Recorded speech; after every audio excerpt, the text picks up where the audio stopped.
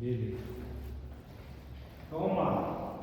Quando a gente fala de empunhadura, que é um dos fundamentos que nós precisamos ter mais atenção, né?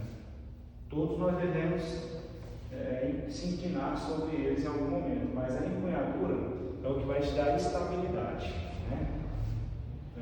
No momento da cadência de disparo, propriamente dito, tá? A empunhadura ela é embasada em 3 fatores, podemos dizer assim: a altura que eu vou entrar, né, com minha mão no armamento, pressão, aonde eu vou colocar pressão nessa arma, e envolvimento das mãos, beleza? Então vamos lá. Quando eu falei em altura, é preencher todo esse espaço, né, que a gente chama de piverteio.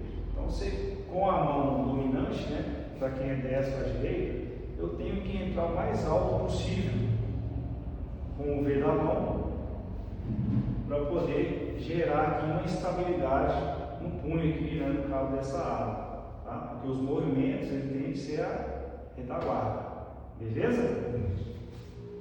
E com a sua mão de suporte, ele vem ao limite da altura do guarda-mato, tá? Então com a outra mão a gente envolve na altura do guarda-mato, tá? E quando eu falei sobre envolvimento das mãos, a gente tem que envolver de uma forma que a gente diminua os espaços vazios, né, do armamento, tá? Tentando preencher o máximo possível com as pressões necessárias, né? Com as pressões em pontos que vai te dar essa estabilidade, beleza? Então, quando eu entro com essa mão dominante na altura do PVT, quando eu entro com a minha mão de suporte na altura aqui do guarda-mato, tá envolvendo aqui, ó, dedos sobre dedos. Tem gente que gosta de usar esse indicador para travar, eu uso dessa forma também, porque tende a dar uma escorregada, tá? Quando a gente aumenta a cadência. E esse indicador aqui, ele te ajuda, ó, a travar a sua mão de suporte, tá? Gerando aqui, ó, o mínimo de espaços vazios possíveis, beleza? O mínimo de espaço vazio possível. E depois de a gente compreender sobre altura e envolvimento, né, a gente tem que compreender sobre as pressões necessárias que essa arma precisa ter para que a gente consiga controlar o recuo dela, beleza? Então são pressões laterais e pressão na retaguarda. Pressões laterais na retaguarda, tá? Eu não preciso colocar uma força nos meus braços, na minha empunhadura, excessiva, não preciso. Eu tenho que ter um equilíbrio sobre isso, porque excesso de força vai causar um tremor que vai refletir, né, na sua estabilidade também ali no aparelho de pontaria, beleza?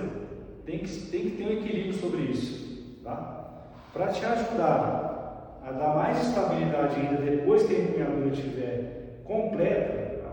Quando você enganjar o alvo com os 2 polegares à frente, pode ver que essa empunhadura faz com que os 2 polegares fiquem voltados à frente, com a altura, né, limitando aqui ao slide, mas o mais próximo do slide possível, tá?